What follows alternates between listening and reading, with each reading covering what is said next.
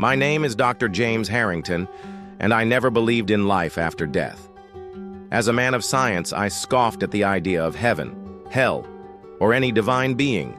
For years, I prided myself on my logical thinking and evidence-based approach to life.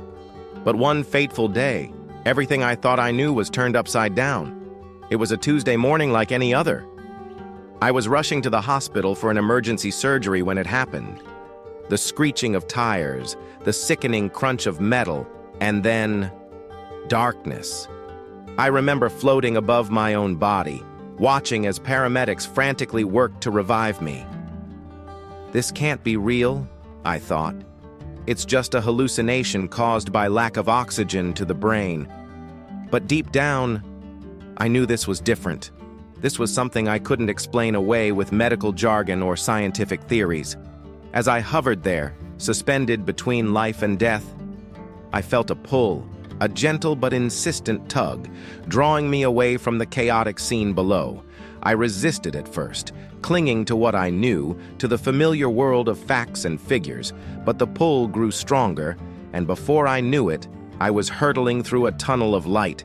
Now, I know what you're thinking. Another cliché near-death experience story. Trust me, I would have thought the same thing just days ago, but what I experienced next defies explanation. It challenges everything I once believed and opens up a world of possibilities I never dared to consider. As I emerged from the tunnel, I found myself in a place of indescribable beauty. Colors I had never seen before danced around me, and a sense of peace washed over my being.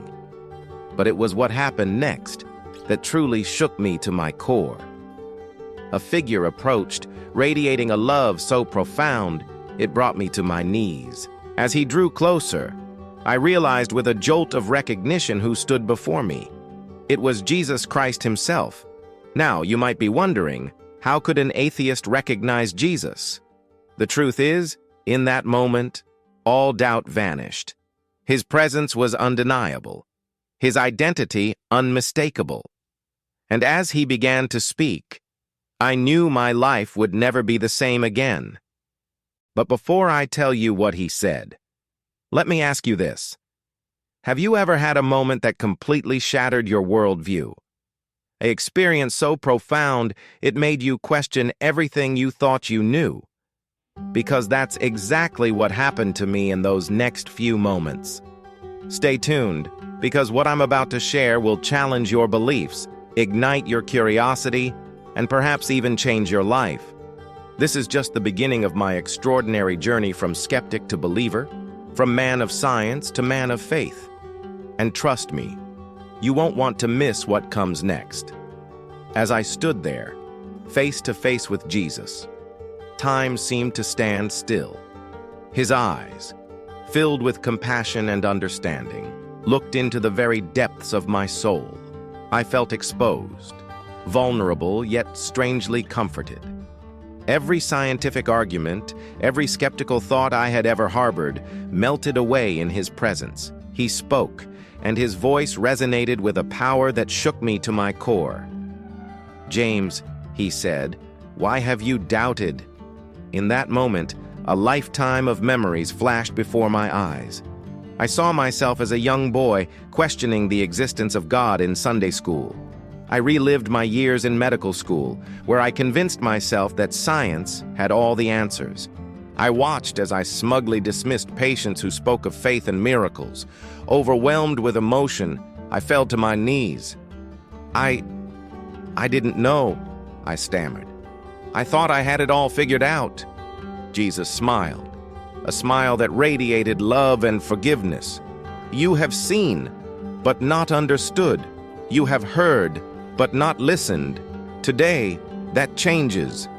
He extended his hand, and as I took it, a surge of energy coursed through me. Suddenly, I could see the intricate connections between science and faith, the delicate balance of the universe, the miracle of life itself. It was as if a veil had been lifted from my eyes. "But why me?" I asked, still struggling to comprehend the magnitude of this experience. Why show yourself to a stubborn atheist like me? His answer would change everything.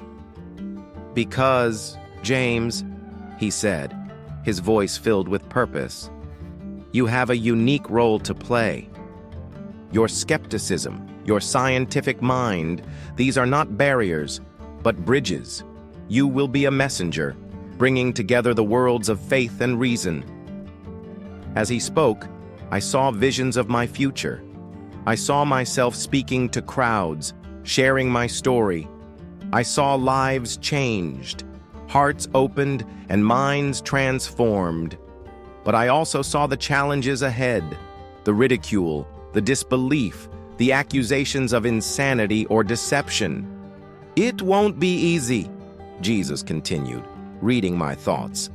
Many will doubt you, just as you once doubted, but remember this moment, remember my presence, and you will find the strength to persevere. I wanted to stay in his presence forever, to bask in that perfect love and understanding. But I knew my time was limited. There was so much more I wanted to ask, so much I needed to understand. What about all the suffering in the world? I blurted out. As a doctor, I've seen so much pain. How can a loving God allow that? Jesus' face grew solemn, and he began to explain. His words would provide insights into one of humanity's greatest questions, offering a perspective that would challenge everything I thought I knew about suffering and divine purpose. But before I share his profound answer, I want you to consider this.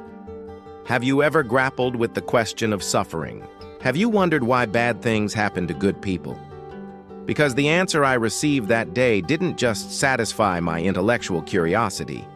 It transformed my entire worldview.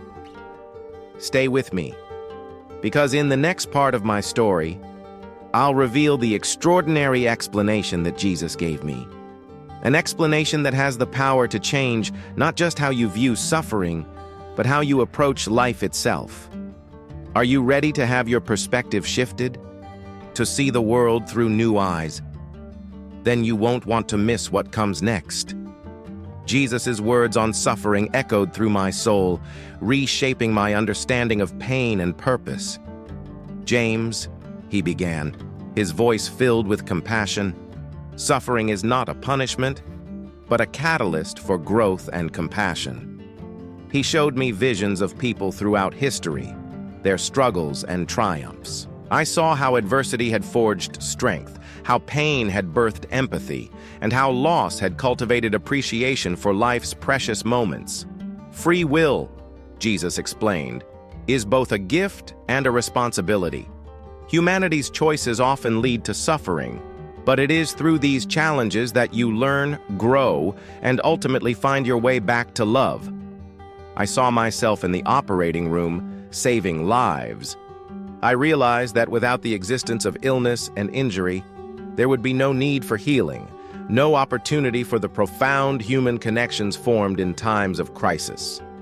But what about natural disasters, congenital diseases? I asked, still grappling with the concept. Jesus smiled patiently. The physical laws that allow for earthquakes and genetic mutations are the same laws that make life itself possible. The universe is a delicate balance, James. Perfection, as you envision it, would mean stagnation. It is through imperfection that growth and evolution occur. His words struck a chord within me. As a scientist, I had always marveled at the complexity of the universe, the intricate dance of atoms and cells. Now, I was seeing it from a new perspective, one that encompassed both the physical and the spiritual. Your role as a healer, Jesus continued, is not just to alleviate physical suffering, but to bring hope, to show compassion, to be a light in the darkness. This is the higher purpose of medicine, to be a channel for divine love. I felt overwhelmed by the weight of this realization. My entire career, which I had pursued with purely scientific motivations, suddenly took on a profound spiritual dimension. Oh, but how can I convey this to others? I asked, feeling the enormity of the task ahead. How can I bridge the gap between science and faith? Jesus placed his hand on my shoulder, and I felt a surge of strength and clarity. Your journey, your struggle with doubt, your scientific knowledge, these are your tools. You will speak the language of both worlds, helping others see that faith and reason are not enemies, but partners in understanding the grand design of the universe. As he spoke, I saw flashes of my future mission.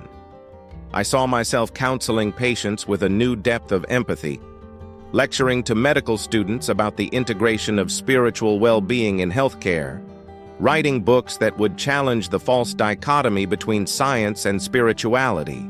But then, a troubling thought crossed my mind. What about those who won't believe me? Those who will accuse me of hallucinating or lying?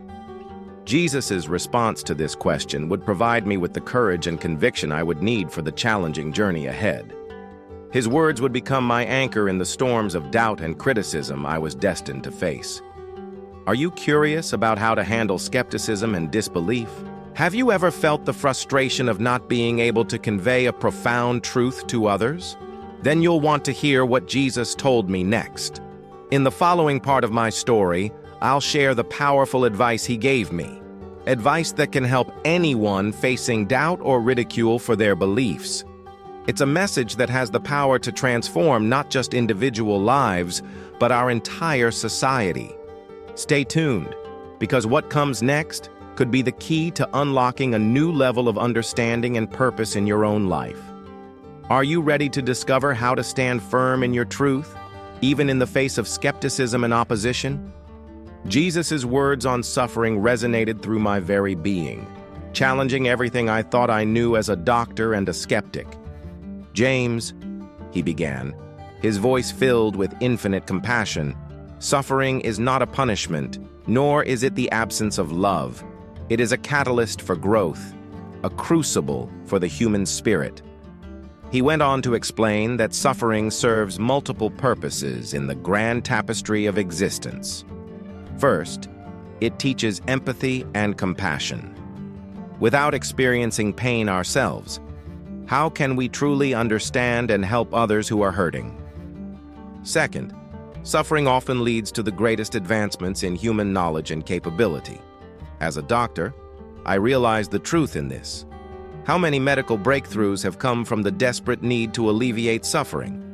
But it was his third point that truly shook me. Suffering, Jesus said, is sometimes the only way to break through the walls of indifference and self-absorption that humans build around themselves.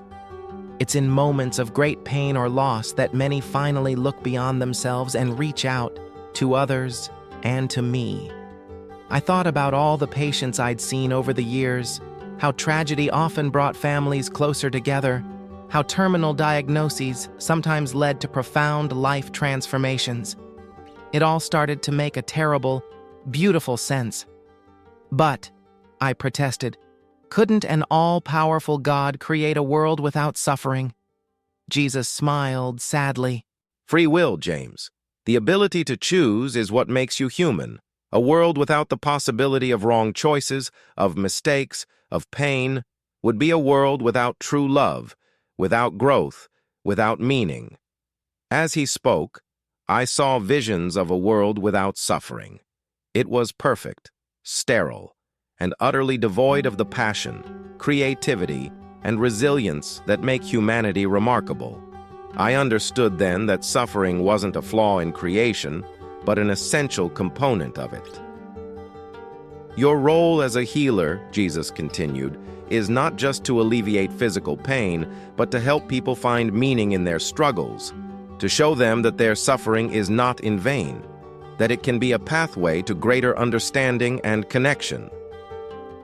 This revelation hit me like a thunderbolt. All these years, I had been treating symptoms when I could have been healing souls. I had been so focused on the physical aspects of medicine that I had neglected the spiritual and emotional dimensions of healing. But Jesus wasn't finished. He had one more bombshell to drop, a perspective on death that would forever change how I viewed my role as a doctor.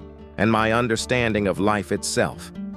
Death, he said, his eyes shining with a light that seemed to pierce through time and space, is not the enemy you think it is.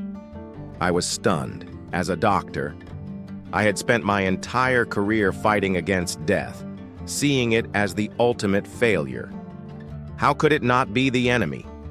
Jesus' explanation was about to turn everything I thought I knew about life and death on its head. It would challenge not just my professional ethics, but my entire understanding of human existence. Are you ready to have your view of death transformed? To see it not as an end, but as a transition? To understand why sometimes letting go is the greatest act of love? Then brace yourself, because what comes next will shake you to your core. It will make you question everything you thought you knew about life, death, and the very nature of existence. Stay tuned, because this next revelation isn't just life-changing, it's world-changing. And trust me, you won't want to miss it. Jesus' words about death hung in the air, challenging everything I had ever believed as a doctor and a human being. I stood there, my mind reeling as he continued to speak. Death, James, is not the end. It's a transition, a doorway to something greater than you can imagine in your current state. He went on to explain that our fear of death stems from our limited perspective. We see only this physical world, this brief span of time we call a lifetime. But from his eternal viewpoint, our earthly lives are just the beginning of an incredible journey. Think of it like this, Jesus said, his eyes twinkling with infinite wisdom. Your time on earth is like being in the womb. It's a crucial period of growth and development, but it's not the whole story. Birth, which might seem traumatic from the perspective of the unborn child, is actually the gateway to a much larger and more wondrous world. As he spoke, I saw visions of countless souls transitioning from this life to the next. Some went peacefully, others struggled, but in every case I saw a moment of profound realization as they crossed over, a moment of understanding that transcended all earthly knowledge. Your role as a healer, Jesus continued, is not just to prolong life at all costs, but to ensure that life, however long or short, is lived fully, with purpose and love.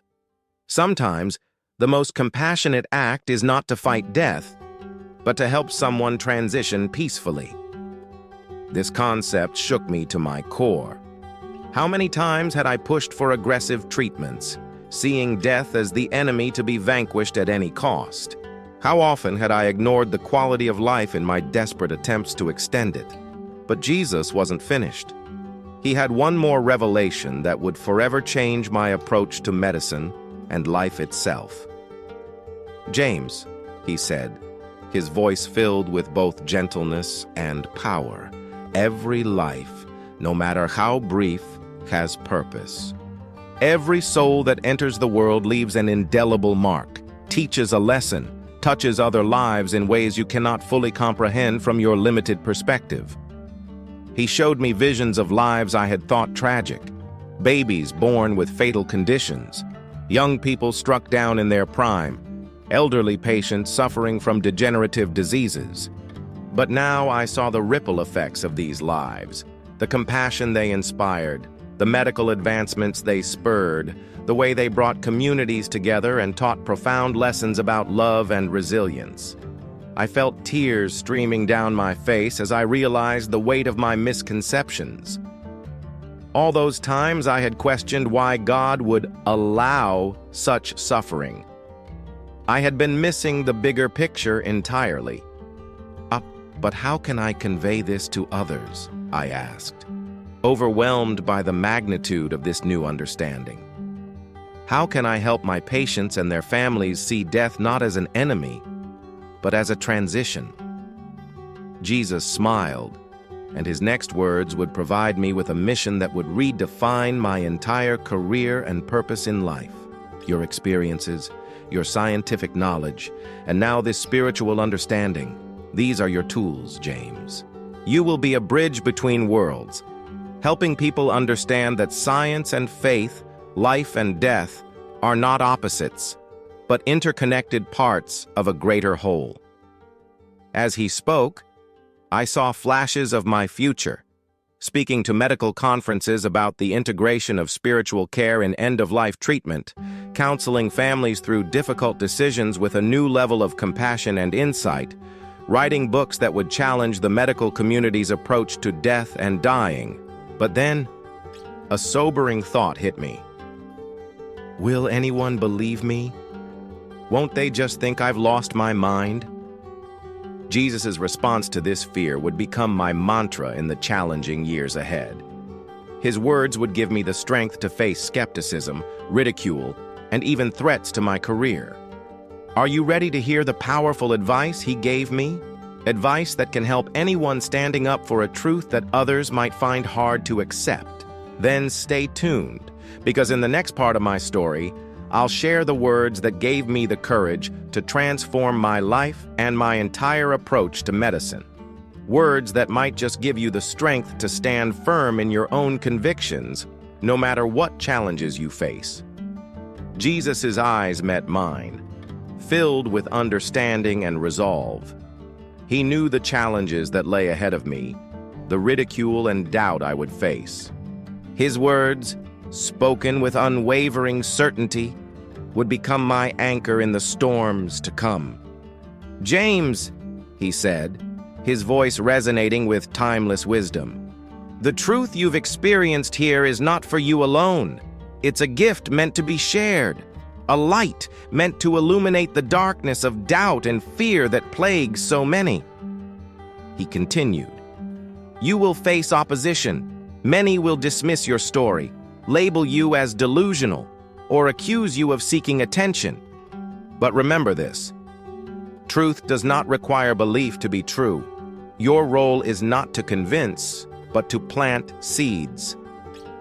As he spoke, I saw visions of my future encounters, skeptical colleagues, hostile media interviews, even threats to my medical license. But I also saw the impact my story would have. Lives changed, hope rekindled, the rigid barrier between science and spirituality beginning to crumble. Your scientific background is not a hindrance, James. It's your greatest asset, Jesus explained. You speak the language of logic and evidence. Use it. Document your experience meticulously. Engage with researchers studying near-death experiences. Be open to scrutiny, for truth withstands examination. He then shared a profound insight that would guide my approach in the years to come. Remember, it's not about winning arguments. It's about opening hearts and minds. Share your story with humility and compassion. Let your transformed life be the strongest evidence of your experience. I nodded, beginning to understand the magnitude of the task before me. But still, a nagging doubt persisted. What if I falter? What if, in the face of constant skepticism, I begin to doubt my own experience? Jesus smiled, and his next words became etched in my soul. Doubt is not the enemy of faith, James. It's the refining fire. Embrace your questions. Let them drive you deeper into both scientific inquiry and spiritual exploration. Your journey of reconciling faith and reason will inspire others to do the same. He then revealed something that both thrilled and terrified me. You won't be alone in this mission. Across the world, there are others like you, scientists, doctors, researchers, who have glimpsed the reality beyond the physical. You will find each other, support each other, and together, you will help usher in a new era of understanding. As he spoke, I saw flashes of future collaborations, conferences where near-death experiences were discussed alongside the latest medical research, hospitals integrating spiritual care into their treatment protocols, universities offering courses that bridge the gap between science and spirituality. But Jesus had one final, crucial piece of advice. Above all, James, let love be your guiding force. It was love that brought you here, and it's love that will give your words power. When you speak from a place of genuine compassion and concern for others, Your message will resonate in ways you can't imagine." With these words, I felt a surge of courage and purpose unlike anything I had ever experienced. The path ahead would be challenging, but I now had the tools and the perspective to face it. As my time in this divine realm drew to a close, I had one last, burning question for Jesus. A question that I knew would be on the minds of many who would hear my story. "Why me?" I asked. "Why choose a skeptical doctor for this experience? Wouldn't a religious leader or someone already predisposed to belief be a more effective messenger?" Jesus' answer to this question would not only provide me with personal clarity, but would also offer a powerful message to everyone who would hear my story in the future. Are you ready to understand why sometimes the most unlikely messenger can be the most impactful? Why your own doubts and skepticism might actually be preparing you for an extraordinary purpose? Then stay tuned for the final part of my story, where I'll share Jesus' surprising answer and the profound lesson it holds for each of us, regardless of our beliefs or background. Jesus' eyes sparkled with a mix of wisdom and what I could only describe as divine amusement as he answered my question. "James," he began, his voice filled with warmth, "it is precisely because you were a skeptic that you were chosen. Your doubt, your reliance on empirical evidence, your years of scientific training, these are not obstacles to faith, but the very qualities that make your testimony powerful." He continued, explaining a concept that would reshape my understanding of faith and doubt. "The world doesn't need more blind believers, James. It needs bridge builders, people who can stand in the gap between faith and reason, between the seen and the unseen. Your background gives you credibility in the scientific community, while this experience gives you insight into spiritual realities. You are uniquely positioned to speak to both worlds." As he spoke, I saw visions of the impact my story would have. I saw hardened skeptics begrudgingly considering the possibility of life after death. I saw people of faith gaining a deeper appreciation for the wonders of science. I saw patients facing death with newfound peace and purpose. "Remember," Jesus said, his voice growing serious, "your goal is not to prove the existence of God or the afterlife. Such things are ultimately matters of faith. Your mission is to open minds, to challenge assumptions, to inspire people to look beyond the material world and consider the possibility of something more." He then shared a profound truth that would become the cornerstone of my message. "Science and faith are not enemies, James. They are two sides of the same coin, two paths leading to the same ultimate truth. Your journey will show others that embracing one doesn't mean rejecting the other." As my time in this divine realm drew to a close, Jesus had one final message for me, and for all who would hear my story. "Remember, James, that every person you meet is on their own journey. Some will be ready to hear your message, others will not. Your job is not to convince, but to plant seeds. Treat every interaction, every question, every doubt with compassion and respect. For in doing so, you demonstrate the very love and understanding that you experienced here." With these words, I felt myself being drawn back to the physical world. But before I left, Jesus shared one last, powerful truth. "Your experience here is not the end of your journey, James. It's the beginning. Let it fuel your curiosity, drive your research, and ignite your compassion. For in seeking to understand the mysteries of life and death, you will discover truths about yourself and the universe that you never imagined possible." As I began to fade from that realm of indescribable love and wisdom, I heard Jesus' final words echoing in my soul. "Go forth, James, share your story, bridge the worlds of science and faith, and remember, I am with you always, even to the end of the age." With a jolt, I found myself back in my body, gasping for air as medical staff worked frantically around me. I had been clinically dead for 17 minutes, but in those 17 minutes, I had experienced an eternity that would forever change my life and the lives of countless others. As I lay there, my mind reeling from what I had experienced, I knew that my real journey was just beginning. I had been given a gift, a glimpse beyond the veil, and with it, a profound responsibility. In the years that followed, I dedicated myself to sharing my story, to bridging the gap between science and spirituality, and to helping others find hope and purpose in the face of life's greatest mysteries. My experience challenged everything I thought I knew about life, death, and the nature of reality itself. And now, I challenge you. Are you ready to open your mind to possibilities beyond what you can see and touch? Are you willing to consider that there might be more to our existence than what science alone can explain?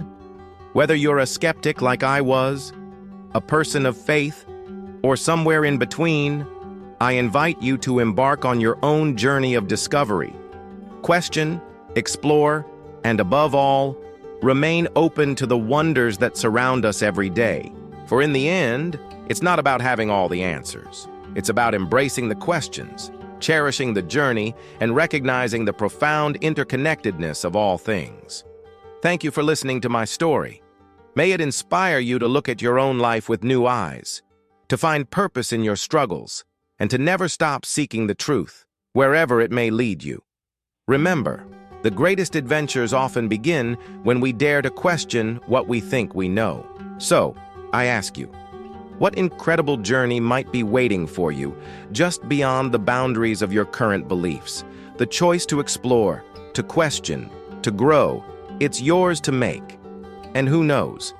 You might just discover, as I did, that the universe is far more wondrous and full of possibility than you ever dared to imagine. As I conclude my extraordinary tale, I find myself reflecting on the profound journey that has led me to this moment. From a staunch atheist and man of science to a messenger bridging the realms of faith and reason, my transformation has been nothing short of miraculous. But this story isn't just about me. It's about you, about all of us, and the incredible potential that lies within each human soul. My encounter with Jesus showed me that our earthly existence is just the tip of the iceberg. There's a vast, beautiful reality beyond what our physical senses can perceive. A reality where love reigns supreme, where our struggles have purpose, and where death is not an end, but a transition. Since my near-death experience, I've dedicated my life to sharing this message.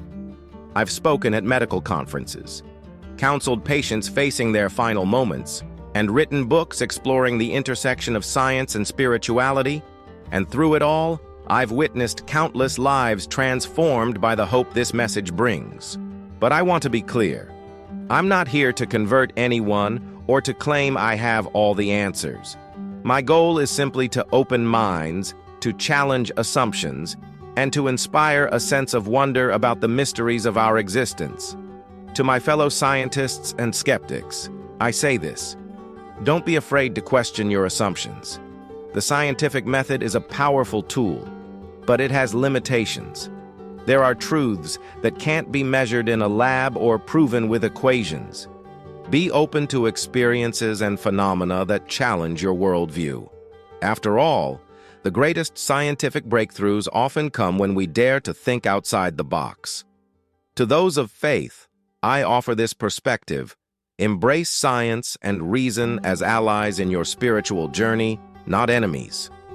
The more we learn about the intricate workings of the universe, from the vastness of galaxies to the complexity of the human brain, the more we can appreciate the brilliance of creation.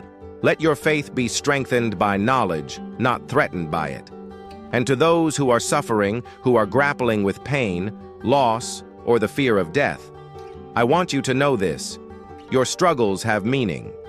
Your life, no matter how challenging, has purpose. And death, as terrifying as it may seem, is not the end of your story. As I stand here today, I'm filled with a sense of awe and gratitude. Awe at the incredible mysteries that surround us, and gratitude for the opportunity to share this message with you. I invite each of you to embark on your own journey of discovery. Question everything, Seek truth with an open mind and an open heart. Look for the connections between the physical and the spiritual, between science and faith. Remember, the universe is far more wondrous than we can imagine, and each of us has a unique role to play in the grand tapestry of existence. So I leave you with this challenge. Dare to look beyond the boundaries of what you think you know.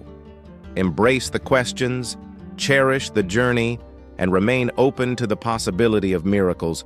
Who knows? You might just find, as I did, that the greatest adventure of your life is waiting just beyond the horizon of your current beliefs. Thank you for allowing me to share my story. May it inspire you, challenge you, and ultimately help you see the world and yourself in a new light.